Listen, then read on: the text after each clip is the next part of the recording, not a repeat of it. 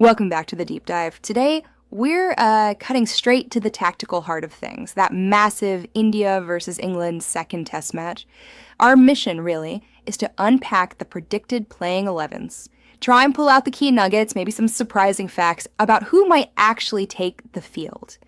Basically, you're getting the insider scoop on the lineups, and more importantly, why it all matters for the strategies. Okay, let's start piecing together India's likely ex-EO. See what clues are hiding there. Reports suggest Captain Rohit Sharma leading, obviously. Then Yashasvi Jaiswal, Shubman Gill, KL Rahul, Shreyas Iyer making up that batting core. Then you've got the crucial all-rounders, the spinners Jadeja and Ashwin. Clear picks. Oh, absolutely, no surprises there. And for pace, Jasprit Bumrah and Mohammad Siraj. But here's where it gets interesting. That key question mark. Rishabh Pant's fitness.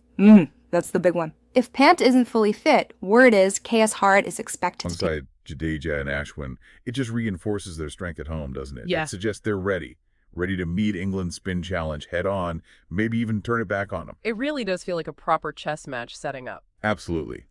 Both sides seem ready to fight spin with spin, which makes those individual selections pant for India. England's third spinner just crucial. So we've really dug into the strategic blueprints these lineups might be hinting at for this second test. Yeah, looking at these specific team predictions gives you a unique view, doesn't it? You see the potential tactical fights, the strengths each side thinks they have. It's not just who plays, but why they might play. What it says about how they're reading the pitch, the opposition. Like getting a peek into the strategy room before the match even starts. Exactly. Seeing the game plan take shape. Absolutely. Okay, so thinking about everything we've discussed, these predicted teams, Pant's fitness impacting India, England possibly going with 3 spinners, what stands out to you listening in as the... Really fascinating, I think. Feels like a tactical statement. The buzz is that spin could be huge again, and they might actually field 3 spinners. 3 spinners, that's bold. It is bold. It's almost provocative, forcing India to really think about facing spin at home. And peaking between Rian Ahmed or Shoaib Bashir for that third spot alongside Hartley, well, they're both young attacking options. Interesting. And what about the pace choice? Mark Wood or Ollie Robinson? Well, that tells you a lot, too. Wood gives you that raw, terrifying speed, break the game open kind of pace. Right, disruptive. Exactly. Whereas Robinson offers that disciplined, relentless seam attack, builds pressure differently, stifles runs, maybe sets it up for the spinners, especially if the pitch is slow. That's really interesting take on England's thinking. But if they do go spin heavy, how does India's own spin choice, Axar versus Kuldeep, play into that? Is it a counter?